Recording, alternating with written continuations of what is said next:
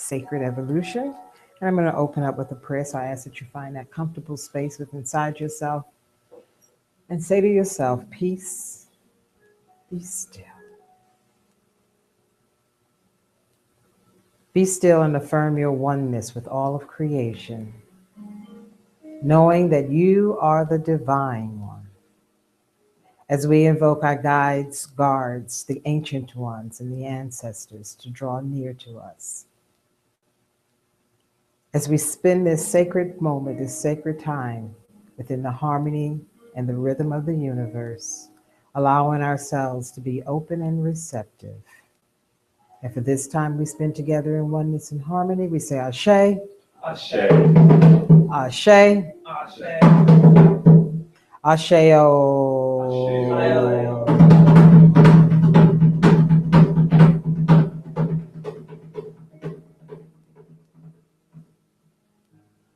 And so it is. Peace. Well, happy Mother's Day to everyone, all of the moms out there.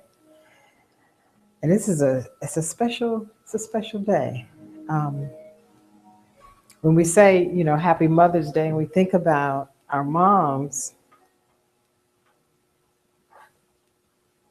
you ever think about what did she go through to have you? Where was her mind consciously at the time when she was thinking about getting pregnant, or maybe she didn't think about getting pregnant, to have you as, to that contact that was going through with that contract that was being created between the little soul of you and the soul of her. Because we understand what this is, but at that time, I think it's safe to say that most of our moms were not really thinking about making a contract with the soul that she was going to house for 9 months. There's probably a lot of things that were going on in her mind when she conceived the child. There could have been fear. There could have been uncertainty. There could have been, I don't really like this guy. There could have been a lot of things that were going on in her mind, but the contract was being written between the little soul of you and the soul of her. There was an agreement going on, and it had to be, and I'm saying, for some, because I'm sure at that time most of our moms weren't conscious, but something was being agreed to. Whether we were conscious, whether she was consciously aware of it or not. So what was going on? And why did you choose her? Something is always happening, whether we're opening our eyes and seeing it or not. So she knew, and you knew, that this was the right mom for me. Regardless of what you're going through with your mom, regardless of whether it's good, bad, indifference, whatever, you chose her and she chose you. There was an agreement there. So right there, even, in our unconscious state, we know. We always know. Now we have to step up to the plate and accept that we know. So here's a woman in her unconscious state, or her appearance of being unconscious about who and what she is, and the contract that she's making with this soul, and to say, I'm going to let this little soul come through, and that's her sacrifice, of her body for the soul to come through her. And then what do we do with our moms? How do we handle our moms? How do we love them? How do we return the favor for allowing me to come through your portal? Something to think about. Something to think about. Because, we say Happy Mother's Day to our moms, but what does that really mean to us? What does it really, really mean to us? How do we carry that mantle, that love of this woman who sacrificed her body? Or do we even think about it, you know? And I'm wondering if we do, because, well, I think about my mom all the time, and I'm talking to her all the time, so I just thank her and my dad, really, because they're both in spirit, and my father will come and sit on the sofa and be with me. My mom she doesn't care anymore. She's gone. She's doing her thing. And it's okay, because she should. You know what I'm saying? Once they've done their work on earth, she doesn't need to hang around, but I know that if I need that information or her vibration, she would be there without a doubt. So what does this day mean to us? Happy Mother's Day. What's the feeling that you get when you say or experience Happy Mother's Day? Is it just another day? Do you have some type of regard, some type of feeling about your mom? Is there a feeling that comes over you? Are you happy? Are you sad? Are you indifferent about her? What do you think, now that we're all conscious and everything, and we decide to have children, what do you think they should be going through our minds? And I'm asking the question, what do you think that should be going through our minds?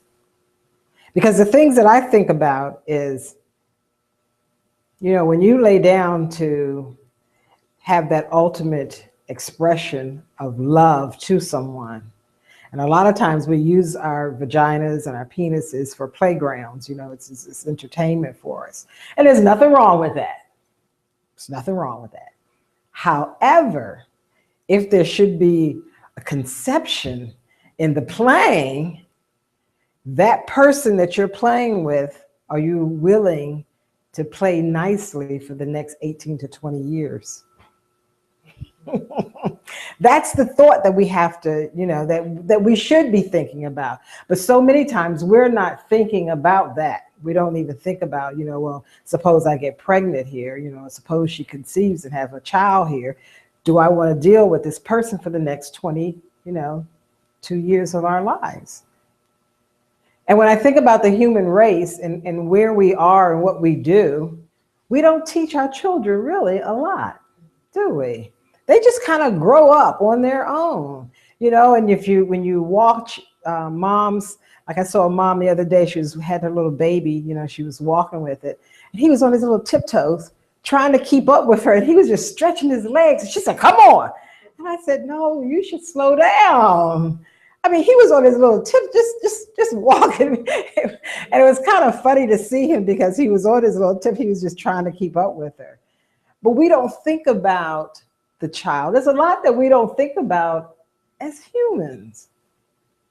We don't think about a lot of things. We just do. We just get up and do stuff and be, go to that job, pay my bills. We don't really think. And we just accept everything. Everything is all right. Well, that's what you want to do. It's all right with me. We don't think about the repercussions of most things. We just do our lives, do our thing. But wouldn't it be a wonderful thing if we started thinking about the things that we do, the choices that we make? If I do this, how is this going to make this person feel? Or what is this going to do for me? Do I really need this purchase that I'm getting ready to buy? Because sometimes we just buy, we do, we're unthinking. It's amazing how much non-thinking that we do in the world is in the condition that it is in. I mean, it's fairly good considering how much unconscious thinking that we're doing as a race of people, as humanity. It's really, really interesting. But getting back to our moms. So what do you think was going on with mom and dad when they were thinking about having us? Do you think there was any thought at all going on? They would just think about, hey, let's just have a real good time here. And that was about it. And then the child comes And then what?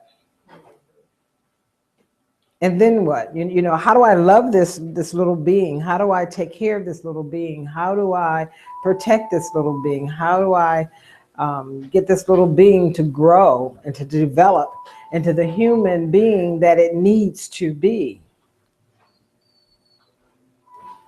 And then what am I, you know, even once you conceive the child and the child is growing, do we ever think about what we're demonstrating to the child? Mm-hmm.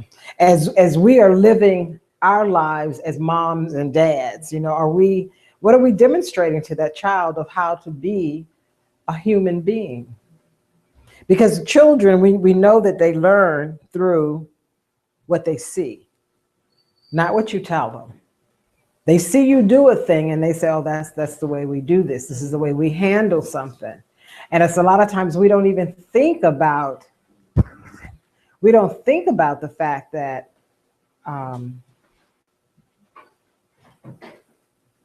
this child is learning from me. Everything. Everything. This child is.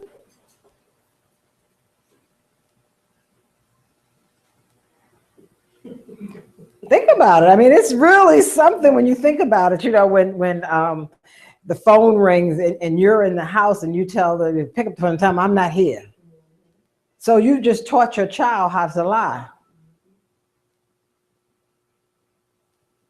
I'm not here. The biggest one is Christmas. Because when I was growing up, when I realized it wasn't Christmas, it was something that you lied to me. You tell me not to lie, but you told me that Santa Claus, and there's no Santa Claus. And from that day forward, like my sister, she never did there was no Santa Claus for her. Made quite clear that there is no Santa Claus because she realized that she had to lie. And I'm thinking, but that's the lie, right, Mommy? Right. So she didn't know how to explain to me and say, there's a good or bad lie. It's like, but it's still a lie. A lie. Right? Mm-hmm. Mm-hmm. And it's funny that you bring up Christmas because I have an associate to this day who is still upset about Christmas. That's how traumatized, and you don't think about the trauma that we give children about it, but it still affects him, because he brings it up, he talks about it, and they lied about, that thing about Christmas. I'm saying, yeah, but you're like 80 years old, you should be over that. But this is what we do to our children, and the other thing is, you never know how it's going to affect the child. You know what I'm saying? You never really know how that lie is really going to affect that child. But I think it's even deeper when you talk about Christmas because it's like these behavioral things that go with it. Oh, if you're bad. Oh, yes. And they can see everything that you do. do. You get this cold, so it's like all of this other stuff is built into it. So it's beyond just, oh, there's a Santa Claus. There's all of this other like programming built into it as well to kind of control the child. Wow, you're absolutely correct. Now, see, this is what I'm liking because you guys are bringing out even more stuff because it is. There's all that programming that comes in, that they can see you wherever you are. Somebody's watching you, they're watching your behavior.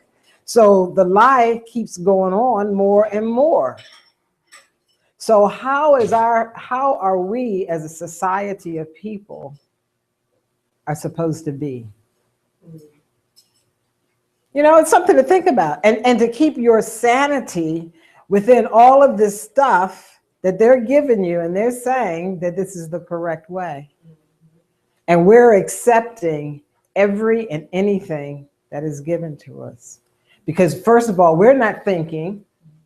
We're just, going along and doing. We're not thinking of the repercussions of anything that we do. If I have this child, if I have an abortion, what does that mean? I'm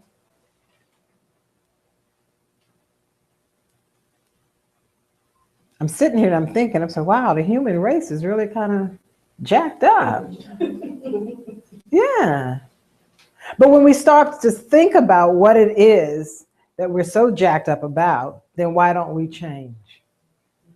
Why don't we start doing something different? Why don't we be different? Because you're already caught up in the rabbit hole. Because you're so programmed, and to deprogram yourself, you have to make a lot of people upset. Including yourself. Yeah, So yeah. you make yourself uncomfortable. Exactly, so these are the things that if you're going to do that, you have to be prepared for their consequences. And a lot of people already dealing with consequences, and to add more to that plate, you just get overwhelmed. So you just keep on doing the same old, you know, so we don't change. And then there's us. Yeah. Yeah. So it's sort of like with our women's group, you know, we said, okay, we're going to have to be the change. We're going to have to be the change. So how do you make that change? How do? You have to make it the change within inside of yourself. And it has to be a conscious choice that this is what I'm going to do. And then do what you say, make yourself obey you of what you say that you're going to do, to be that difference. Because if we truly believe in the aspect that we're God, and I know some people, you know, maybe out there in TV land may say, blasphemy. But if you really, really think about it, when was the last time God came down and gave you a hug? When was the last time God said, hey, you know what you're doing is really stupid and I'm watching you?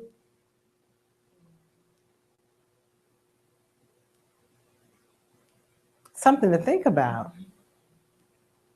So if we understand that we are God, not the creator, but God of our earth, our world, you know what I'm saying? And we're the caretakers, and we can make certain decisions, because if I feel like yarning, I can make myself stop yarning.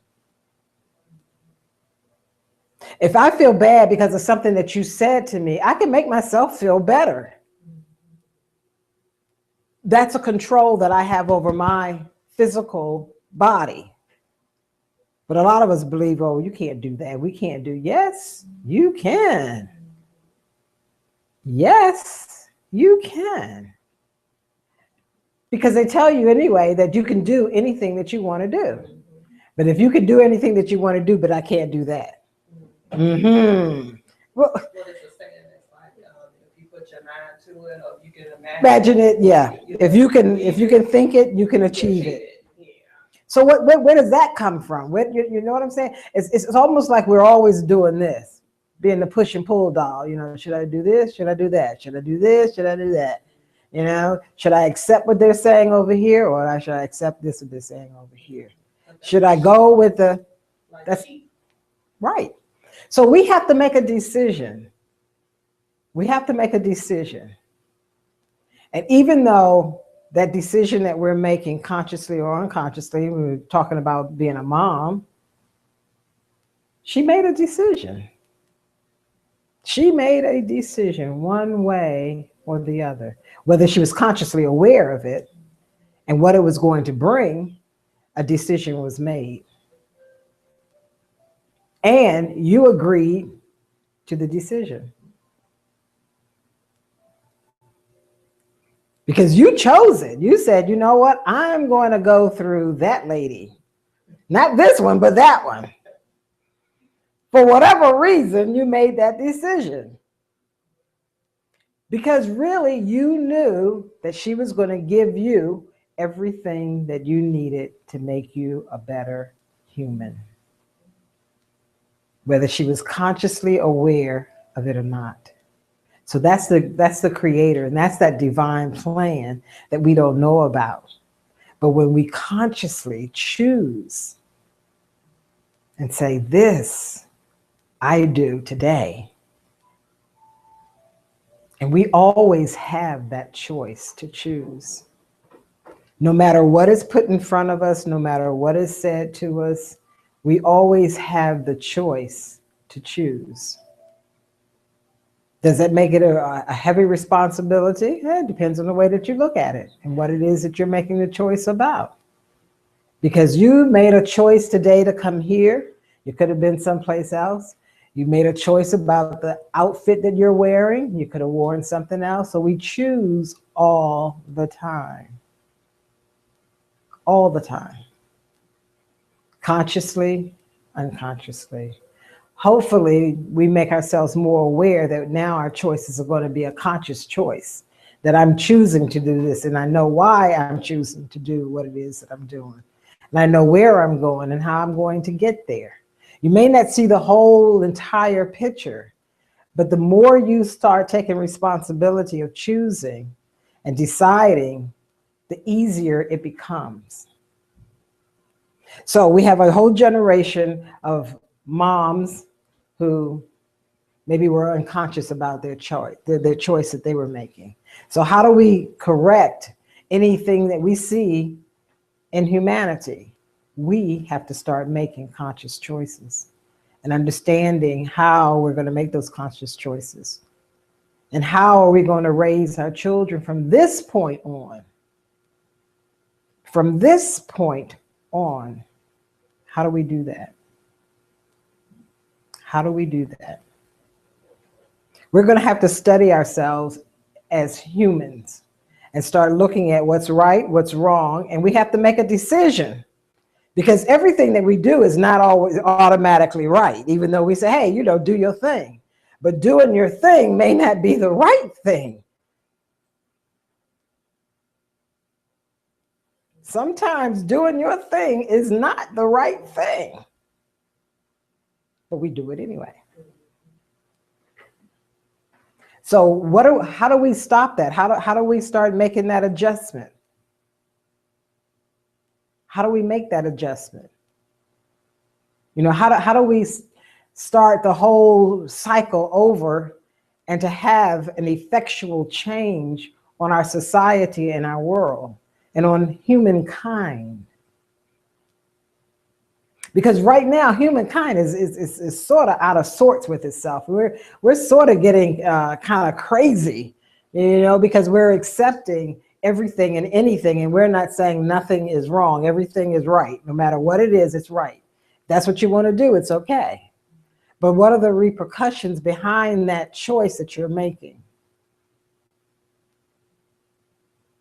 We have to think about these things.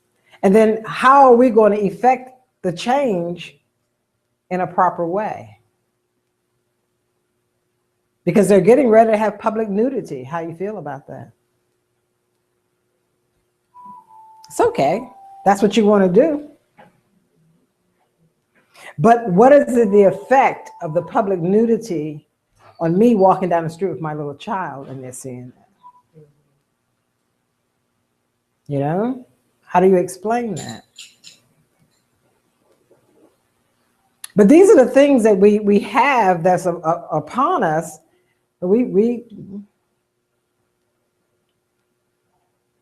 It's all right. Let's go along. Let it happen.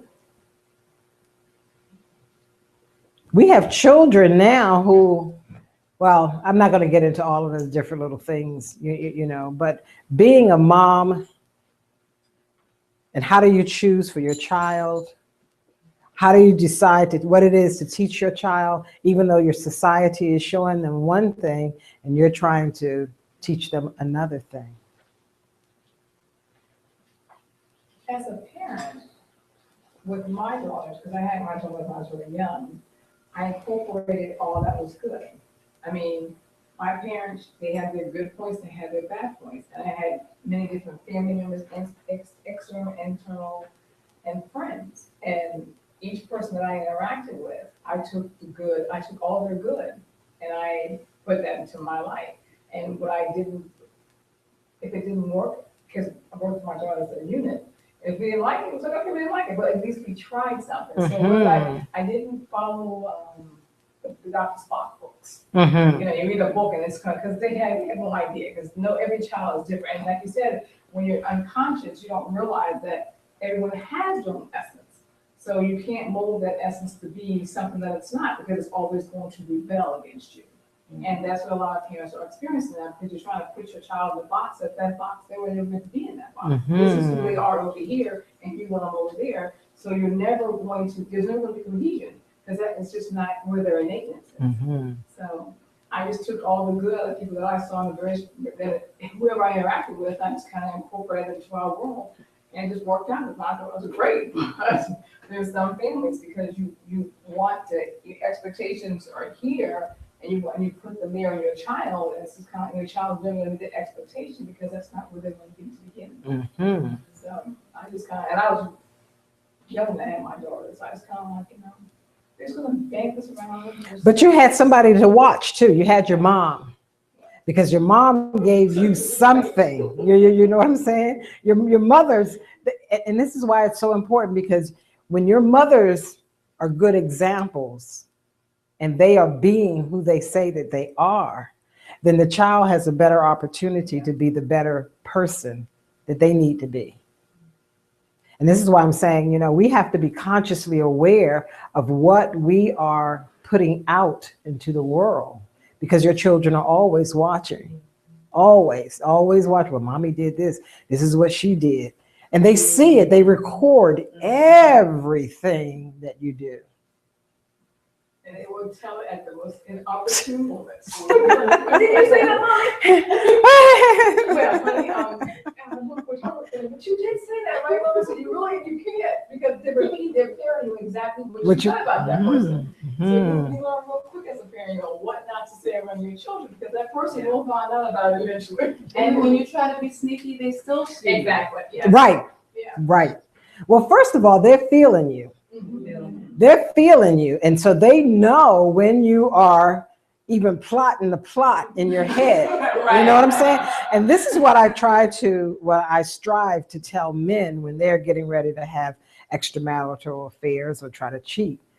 The woman that you're with, that energy is being felt. It's like a wavelength going out to her. So she knows it already. She may not be able to put her finger on it, because she may not be fully conscious of her body and what it's saying to her, but she's definitely feeling something. She's sensing it.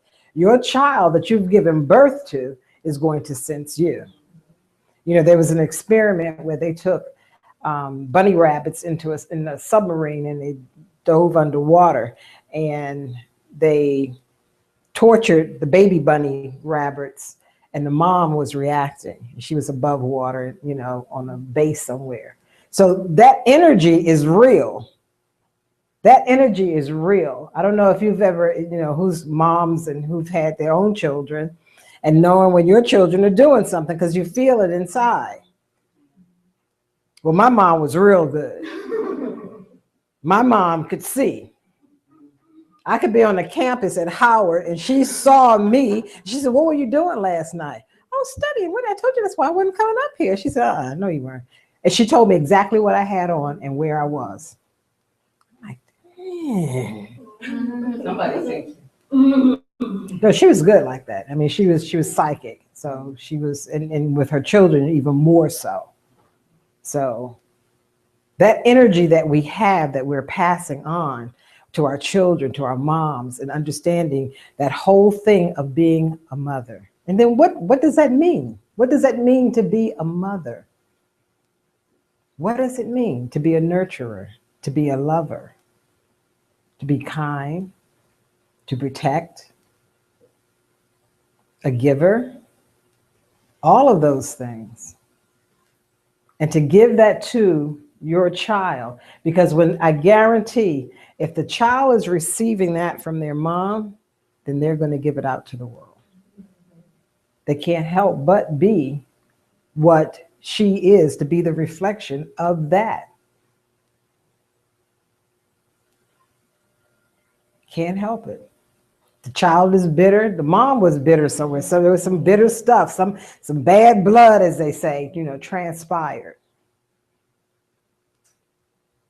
So we have to make conscious decisions about who we are, what are we giving our children, what are we passing on. And as we see, sometimes if the mom wasn't such a great mom, but we can feel it within inside of us, then that gives us the opportunity to express the love and the kindness out into the world that we did not receive, because a lot of times moms don't know. They're not consciously aware of what it is that they're doing. So you really can't fault them, because if they didn't get it, mommy, the grandmama didn't give it, great grandmother didn't get it. So that not receiving just gets passed right on down. But as we start learning and understanding who and what we are as divine people, then we can stop it wherever it is and start self-correcting ourselves. I often think about Yeshua's mother. So what was going on between that energy, Yeshua and his mom? So Mary had to be a very special person to even house that particular child. Because each child that comes here comes with a mission. And it's the mom's duty to guide that child to do whatever it is that it is supposed to be doing, that mission in life. And everyone has one. I don't know, what am I supposed to do? What do you feel? So you talk to your child and you find out, well, what is it that I want to do this, I want to do that, I want to do this, I think I want to do this, I want to do that. But it's up to the mom to really know her child, know what does this child need, because what this child needs, this one does not. Each child, each personality is different. And there was something going on with each mom when she was having each one of those children that made her connection with each child a very special connection in the first place. Because there had to be an agreement between the two souls to do this together, to bond, to come, to be here. Good, bad, or indifferent. There had to be a choice. We had to make a choice to say, yes, this is what I'm going to learn from this mom. So why don't we get along with mom? Yeah, I don't get along. But that's what I'm saying. So why not? You know what I'm saying? Even in that, even in the fact that you don't get along with your mom, there was an agreement that you were going to come through this woman and have this particular challenge. Why? Yes. Yeah, I went full circle myself. Starting out young as a child, I used to love my mom. You know, my firstborn and all that. You know, kind of spoiled a bit. What she did. But then some things happened. She did some things that I didn't approve of. So I said, no, this ain't the same mama that you different now. Since you doing some other stuff, then I don't know you. I don't know who you are. But then I had to come to the realization as I grew in my personal and spiritual development that I did choose to come through her for a reason. And regardless of the experiences, right, that happened on this plane, to cause a shadow to overcome that, the essence of that which I knew before I came here. Once I recalled that, I said, oh, there is a reason why. And that began to open up me to be more discerning and understanding. Regardless of what she did, that's still my mother. Right. There's a connection. You know, and the same with my father. You know, he did, and so today, this day, you know, he has called me later. We talked over the last 2 weeks, the most we talked in the last 5 years. Wow. You know, my mother, you know, Mother's Day today, I wish that. So the relationship now is stronger, or I would say it's almost as though there was nothing lost in those years. And I turned my back. It's like I'm gonna do this, and you know, yada yada yada yada. So even that wouldn't have happened. It's still the same bond, if not more, because as this, you know, we just connected. It's like, oh, we back the same, and boom. But listen to what he said. You made the change. I did. I had to. You made the change. And that's what I'm saying. We each have to make the change. Because when you change here, everything else will change. Your whole world will change. You cannot change a person. The only thing you can do is change you. And as you change, then other people start changing towards you. or how you are, you know what I mean, to experience your world. So that agreement that you came through and you turned your back on them, but you came back around. And it's the same respect and honor that we have to give to older folks. Just the mere fact that they are older and they're here. Now, are there some older people who are idiots? Yes. Yes. Yes. But you still give them their respect, the reverence. And that's what I'm talking about, for us to understand each and every person's position. Because you never know what was going on in your mom's mind when she made the decisions or the things that she was doing, you know, whether she was feeling hopeless, whether she was feeling, you know, this is the only thing that I can do. You know what I'm saying? I have sympathy for my mother, but at the same time, I feel a lack of love from her to me. Mm-hmm. But then if you found out why, mm-hmm. Even with my niece, it's the same thing. So it's with females. Mm. So it's a separation between how she sees girls and how she sees Boys. Girls are bad. Ah. Boys are good. So when she introduces me to people, she's like, my daughter's so evil. And my niece is 3 or 2. And she says, oh, she's so bad. She's evil. Wow. So that's why I can't, I'm like, love you, but I can't have somebody that no matter what I do for you, your perception of me is always in a negative. Mm-hmm. So I just can't be in that. So, you know, love you, but I just can't. But That's self-reflection. That's what? That's first self-reflection for self. Exactly. Mm-hmm. So Mm-hmm. that it's. So we need to look at what was happening that she created that type of feeling. You know what I'm saying? Within herself. So we don't know because mom probably doesn't want to talk about it. You know, that you know what I'm saying? They usually don't want to talk about something that actually hurt them, that they might have been going through, because they always want you, even though she says that they always want you to be better, you know, better than.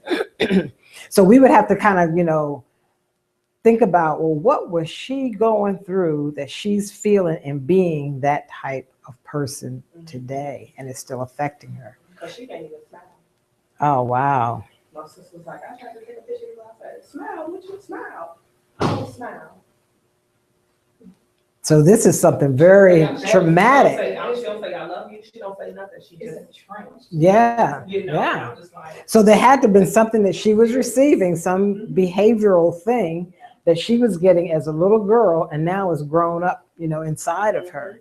And it's a hard adult type thing. And it's whoever it is, it's the females of your family. Exactly. oh, I mean, Okay. Yeah. my grandmama wasn't no better. Okay. Mhm. Yeah, okay. Mhm. Yeah. So then what, so But it's for not this, with you, though. right. Well, that's my father. And I say, because my father's like my mama and my father. Okay. So me and my father are like this. And my brother's like, why was my father so close to me? And he was like, because somebody had to love her, Mm-hmm. you know. Mm-hmm. Mm-hmm. Oh. But we have to understand these type of things. Do you know what I mean? So that they don't take root in us.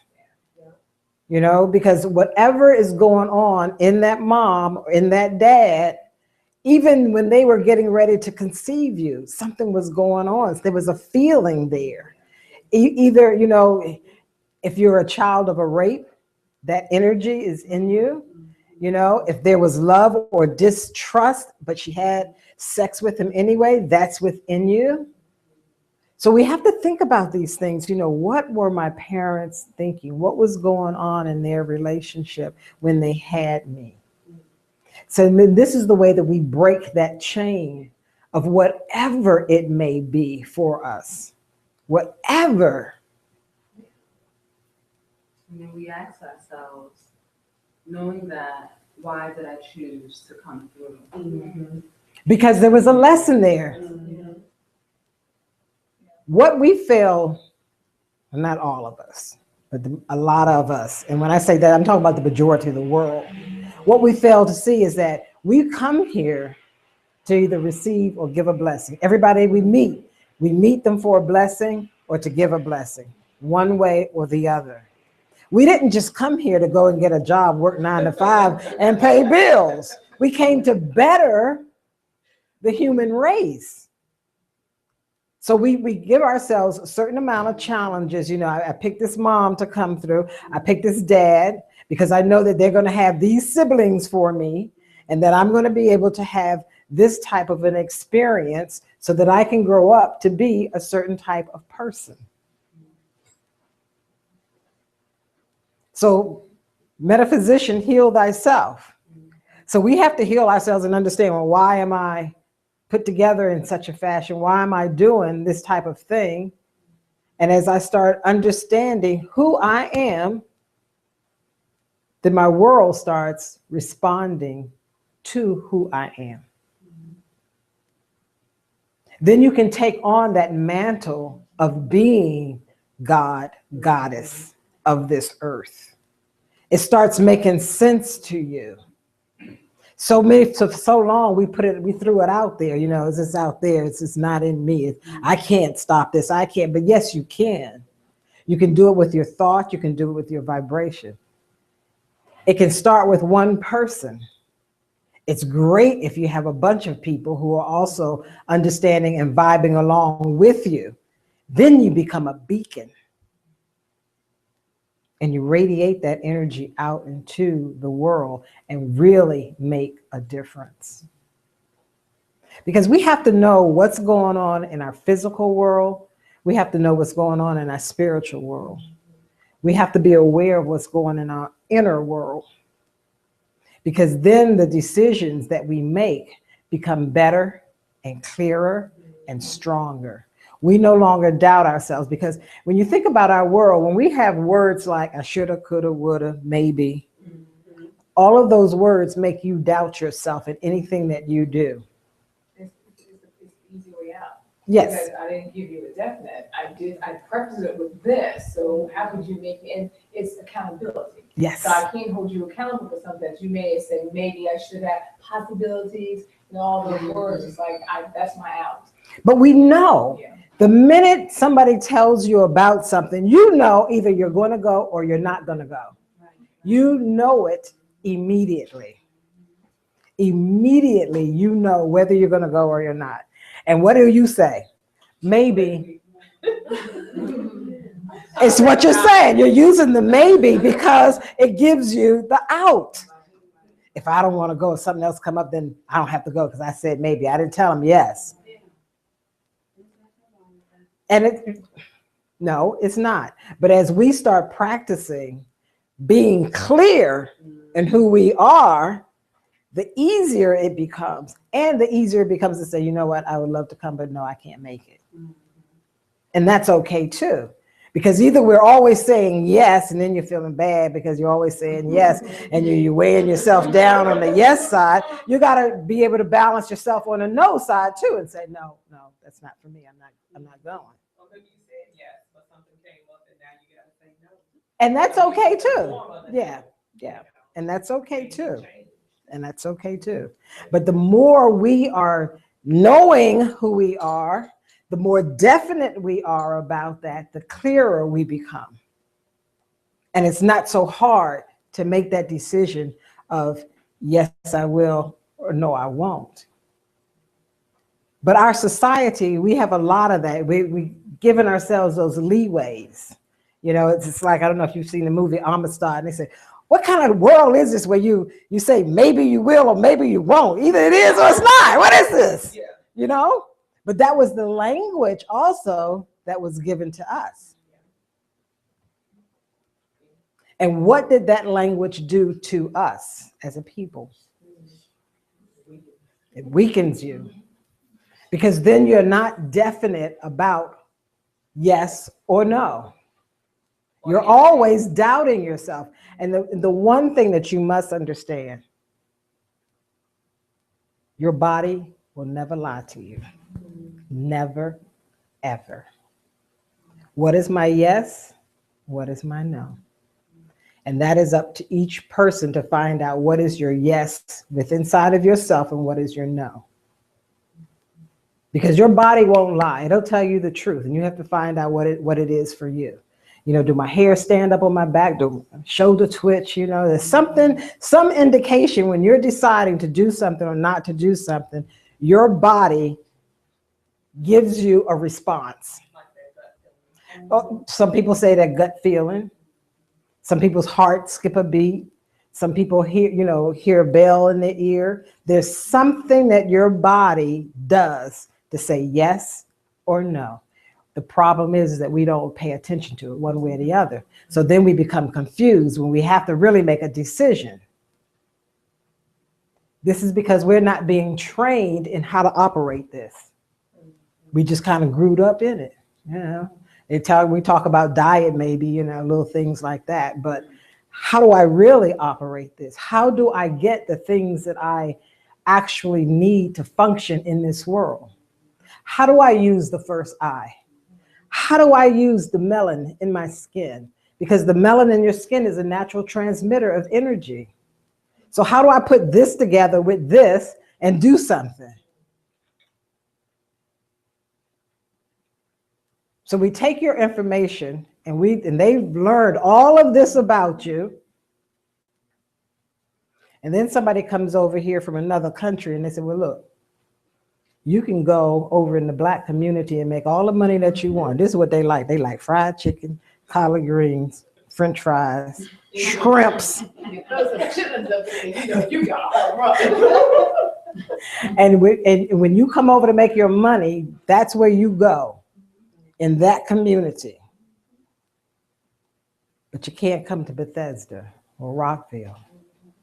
We'll even give you, if you come over with 10,000, we'll give you a 10,000, we'll match it so that you can do that.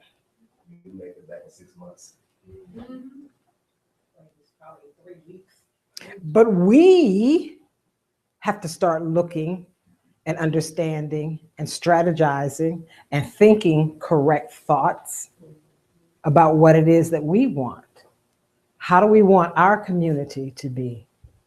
Strategizing, sitting down, making out a 5-year plan, a 10-year, 20-year plan. You are going to have a baby. When the baby's born, we're going to make sure that baby is college educated or however we want to educate that child, because your child's going to be the next president. Your child's going to be the next attorney for us. Your child's going to be the next doctor.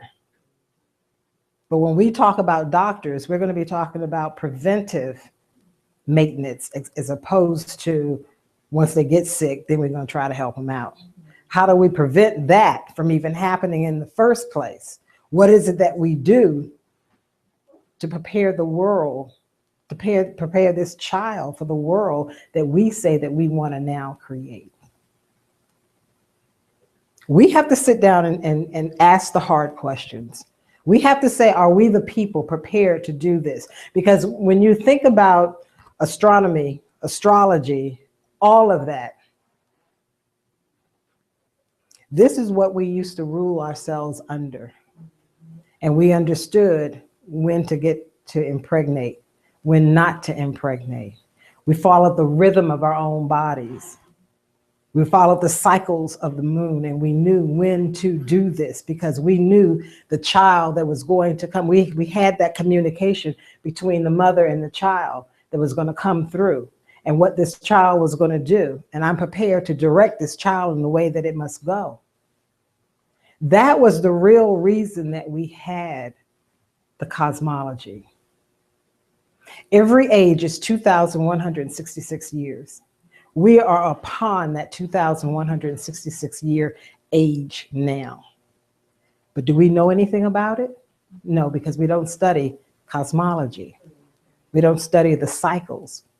So we're coming out of what? Pisces, and we're going into Aquarius, where information is there. So that's going to be a whole new cycle, a whole new world. But are we the people prepared to take on the responsibility of what that's going to bring? I don't think so. Because we've allowed certain things to happen to us. We've allowed ourselves to believe certain things. And now we have this. So how do we change this to what we need it to be? And I believe that we have the choice, we have the ability to make the change, but we have to be the change. We have to do that. And I know, I hear you. Thank you. We're doing that. Some of us are doing that. And we are, because we are doing the healing. We are raising up that energy within us. We are waking up the Kundalini energy within us. And we're knowing what to do with the first eye. We know how to transmit the energy because we are human or wound man. We understand. But what are we going to do with that ability, and what is this world going to look like? Because it's going to get heated up. It's going to get hotter. Are you one who is still putting on the air conditioner, trying to cool yourself off? You better lay off the air conditioner and get more accustomed to the heat. See how long you can go without the air conditioner and get accustomed to the heat. There's a reason why other people are adopting your children. Somebody got to go out and get the food. Somebody got to be able to deal with that heat. And if I'm your mama and I raised you, what you going to do? You're going to take care of mama. Well, that's my mother. Too many of them are taking your children and raising them. There's a reason. And we know climate change, even though it's not spoken, and they say, well, you're not adopting them, but we do. It's not told to us how much we do adopt our own children. We do. When they put out certain information to make you believe certain things, there's a reason why they do what it is that they do. And we have to look behind the statistics and find out why is that being done. Or why they make certain things acceptable. Exactly. Or popular, you know. 'Cause I know All the time. So getting back to mom, making her unconscious decision or conscious decision, but 9 times out of 10, it was an unconscious decision that she made to have you, to bring you into manifestation. Now, sometimes she actually thought, yes, I want to have this baby. I want to have a baby. Now's the time to have a baby. So she nagged and she watched her cycle so she knew. But what are the children that we are going to bring into the world? How are we going to do that? Because a decision has to be made. We have to say, you know, what do we want? Do we want an army? You know, I had some females to come to me and they said, well, we want to be the army for females. I'm like, all right, okay. But what's your idea of that, you know? Are we going to be using weapons? I don't think so. I really don't. I don't think that we need to use weapons.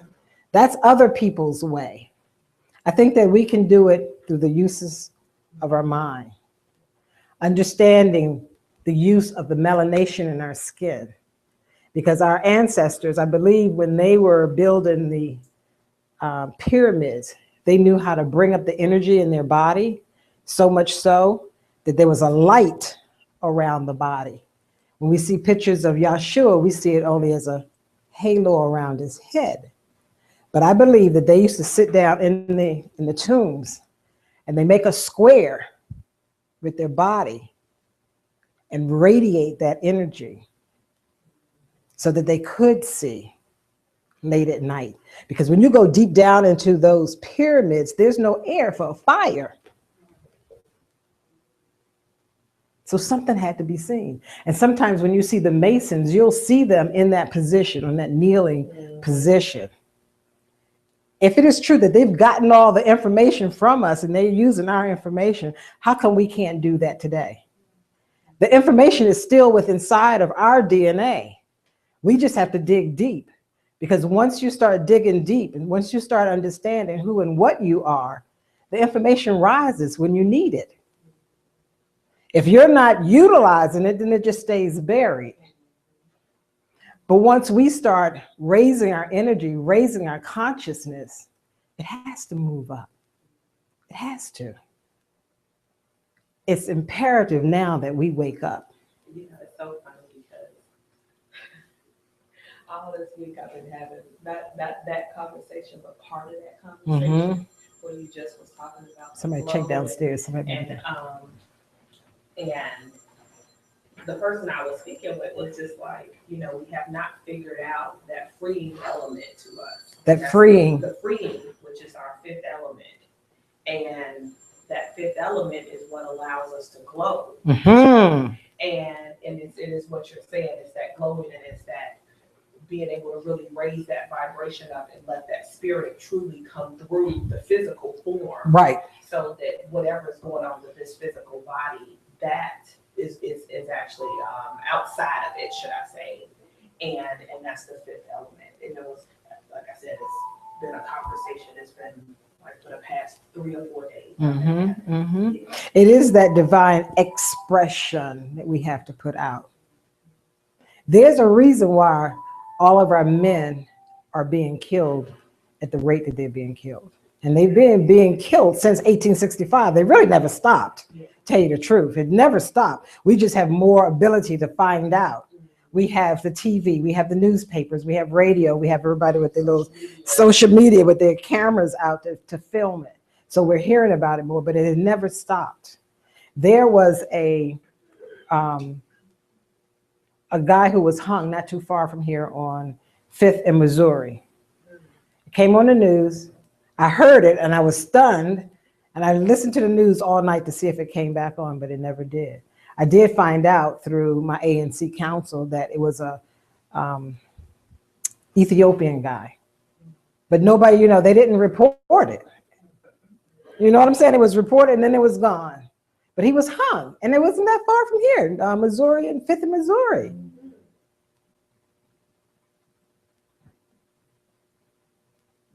So there is a reason all of these things are happening. We have to start being more consciously aware of why these things are happening and then knowing that we can do something about it. We have to get politically involved. We have to know when certain things are going on the records. And you can go down and submit white papers all the time about anything that you know something about. And they can read it into the congressional records. But we have to be the ones to get involved. The government is supposed to be working for us, not the other way around, but they've turned it. But if you acquiesce, then what? They have a right to do whatever it is that they want to do. And that is exactly what they're doing, whatever it is that they want to do. So when we start making conscious decisions about who and what we are as the people that we are, even down to being a mom, to being a dad, to choosing to be whatever it is that we say that we want to be, and to be clear, our world becomes clear. Our choices become clearer to us.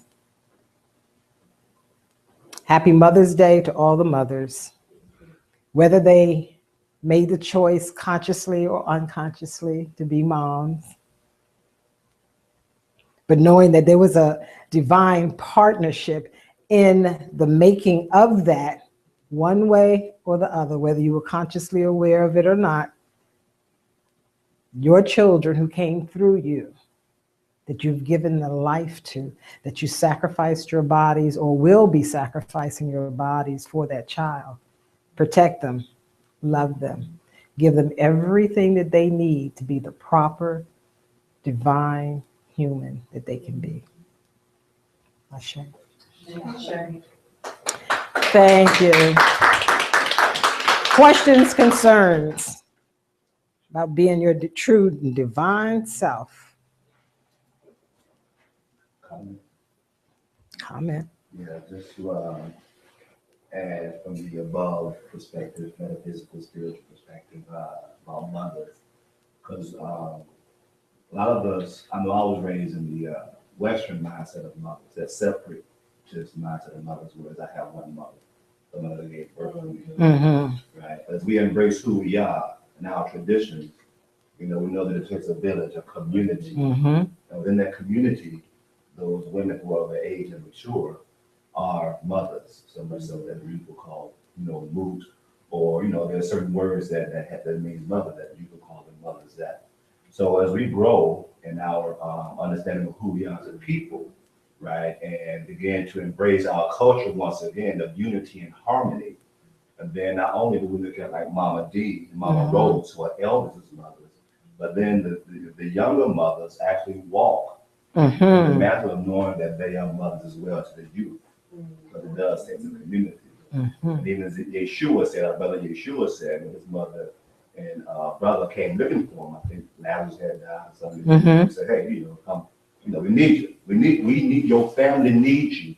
Your blood, which is thicker than water, as they say, needs you. Right? Your blood, we need you. Come now. But he was teaching the people, and his reply was, look here. They say, your mother and brother outside, they need you. Something going down. Sean, look here, man. Who is my mother and my brother? Those that do the will of my Father. And he pointed to his disciples and said, these are my mothers and my brothers. So again, as we look at to embrace those who do the will in our community, we begin to harmonize and interact more as family, mothers, brothers, sisters, fathers, things like that, with those who we see and come in contact on a regular basis, because we have the same, fathers believing we're going to work for our Father. So which strengthens the family unit, even just in an environment like this coming up on Sundays, recognize that we're coming through family. Sure.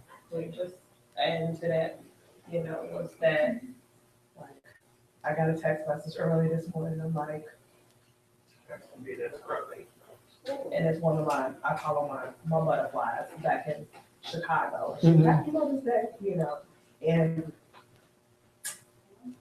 you don't have to have it. Right. You don't. You don't have to physically have a child for somebody to look up to you. And that's exactly the point. I don't have any physical children. And people say, well, how do you deal with Mother Day? I deal with it just like any other day. You know what I'm saying? For real. And it's okay. Because I do have a lot of children anyway, because they call me Mama D. So I have children. I got quite a few, Mother Day wishes. So any other questions, comments, concerns? I have a question. Okay. How do you deal with the generational component of your mother's legacy? As you know, my mom just passed away. And I feel like a lot of her legacy is kind of like what I'm picking up the pieces with. As far as like mental health, my mom struggled with it. I don't know. How do you separate what's going to be of you and your God body and what was like residual Of hers. of her? The mother-daughter connection is a very powerful and special connection. When your mom, when she gives you birth, she gives you physical aspects of you, of herself with you. Then as you grow with her, there are things that are given. Usually when a mom passes, whatever energy she has within her body that still wants to live, she transfers it to her child, to her favorite, I'll put it, on the child that can accept the energy from her. When my mom passed, I felt her enter my head, and there's a little hook or a little indentation in the back of your head, and this is where she came in. So when she came in to me, she wanted to drive fast. Yeah. She put her foot on my foot, and we would drive. I was driving her car, and she was going to town. Then I went to park. She wanted to dance through me, and I said, well, you know what? Hold up. When you were here on earth, and I was trying to get you to go out and enjoy your life, you didn't want to because you thought that I'm mom, and because I'm mom, there's certain things that I can't do. You know what I mean? They had that. Well, I'm your mother. I can't do those type of things. So she didn't want to do it. So now that she doesn't have the physical body, she wants to live through me. So I allowed her a certain amount of freedom. Then I had to, say, hey, you had your time. Time's up. Go do what you got to do. whatever that may be. And then I start making choices. You have to take control of who you are. You cannot allow somebody else to run your life. You have to do that. That's the one thing that we teach up here, is to get that control of who you are. What do you say that you want to be? You have the right to make the decision in saying, I am going to be this, I am going to do that. And then do that what you say. Most of us, we go back and forth on who do I want to be? Right, the doubts. Well, if I was supposed to have it, God would give it to me. No, you have to make the choice. They say many are called and few are chosen. You've heard that? Many are called, few choose. You have to choose. Everybody's called. Everybody does not choose. Most people, let it go. And they get hung up in the material world. So you have to make that choice of what it is that you want to do with your life. And the first thing I always tell my students, get control of this physical body. Find out how long you can go without sex, how long you can go without water, how long you can go without food, how long you can go without cursing, how long, whatever it is, how long can I go? What are my limits? What's the best time for me to meditate? What's my best days? Rainy days, sunny days, windy days? What makes you tick? What makes you be you? You have to know all of those things, because all of those things are going to make you strong. Once you know those things, and then when people want to do these rituals, well, where are you going to do a ritual? How are you going to do a ritual? What's the best ritual for you to take? What's the best way for you to take? What incense that you're going to use that's going to heighten your awareness? Because your magic wand is right there in your spine, who you are. And then you bring the other instruments to you. What am I going to use? Am I going to use candles? Am I going to use herbs? Am I going to use spells? Am I going to use mudras? What is it that I use to bring the information to me? And if I don't know me, then I don't know what to bring to me. And then we keep bringing knucklehead people in our lives. We do the hit and miss type of thing, instead of being focused and saying, this is what I need and this is where I'm going to go. We like to do the hit and miss, well, I'll take this, maybe I'll take that, that didn't work, let me do this one. Know thyself. When we know who we are, then we know what to pull to us. And then also what you were saying about really understanding what your limits are and what triggers you, then other people can't come and press them buttons. Yes. Because people love to press your buttons. And why? Why? It's fun, but what else? I got control. I got control. I can control this. This is what I do. I can control them. Watch. People love to control. That shows that they have power. But those are also weak-minded people who are doing that. See, to be able to control yourself, number one, being able to control yourself, and then knowing thyself, knowing what it is that you want and what you need. And being able to say, no, I don't need that. I don't have to try it. I don't have to try everything. I know that I don't need that because I know me. And it takes a while to know you, because you got a whole line of mistakes and blunders and idiot parents and idiot uncles that you used to look up to. You thought he was just so cool. My uncle used to come in there, he'd be drunk as a skunk. But y'all like, he was funny. But we do. Any other questions, comments, concerns? If not, our silent retreat is coming up on May 22nd through the 24th. Thank you. And it's going to be in Algonquin, and right outside of Wolf Trap. There will be no talking after 10 p.m. on Friday night. So once we get there, we'll have a dinner, and we'll be able to talk to one another then. Then we'll have a meeting at 9 o'clock and a meditation, and you'll get all of your little instructions and a little baggie of things that you can do while you're there in the silence. So all day Saturday, we will not be talking. Then after breakfast on Sunday morning, you can start talking. And the price is $125.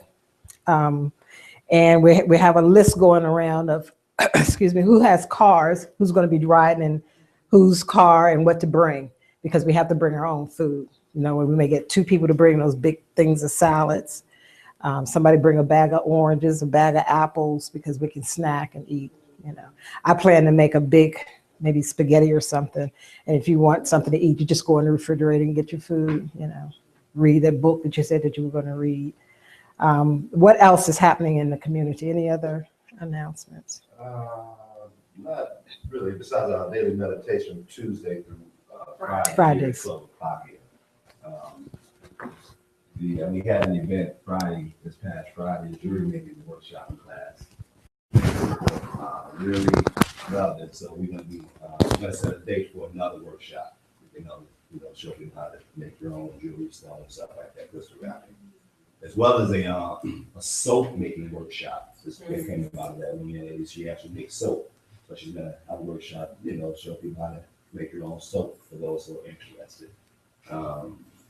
As well as, on the silent retreat, there's gonna be some activities in-house as well, because at the retreat cabin, there are activities that they have, like horseback riding and canoeing, you know, certain activities, you know, walks and things like that. But also available will be services, healing services such as heart touch therapy service, as well as reflexology. And on Saturday, there will be a yoga class on Saturday celebration. So, you know, some other activities to include what you're aware of. Any other, we ask that you donate to the Institute without doing hurt or harm to yourself.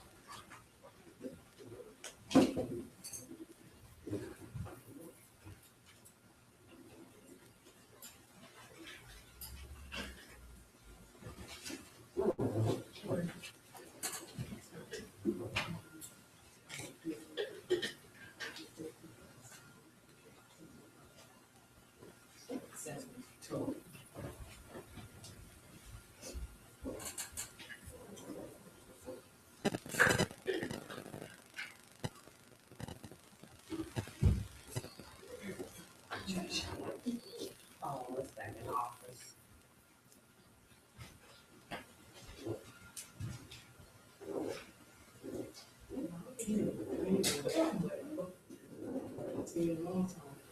Oh, really? That was like 3 hours ago, right? I just recognized you like 2 seconds. Look, different hair.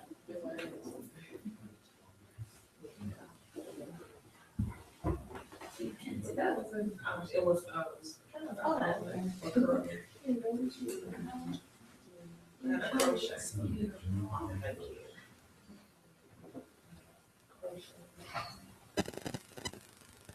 Crochet.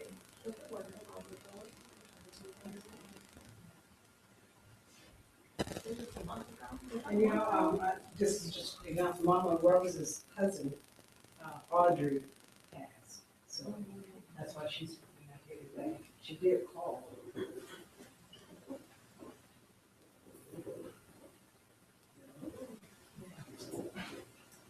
Was that a month ago? It don't seem like it was that long ago. It seems like it was a long time. Oh, okay. It wasn't too long. No, I don't think it was. It's been too long. That's what it is. So, Come on. so I think we have somebody out. Yeah. And- So we can, yes, we need some, we're gonna close out. Okay.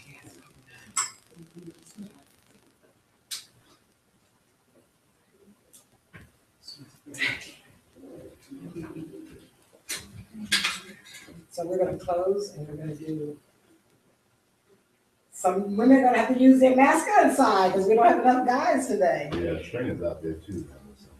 Okay. Yeah. Bring that extra energy. And then, I think her name Sarah. Yeah. I think she left. Oh, did she leave? Oh, okay.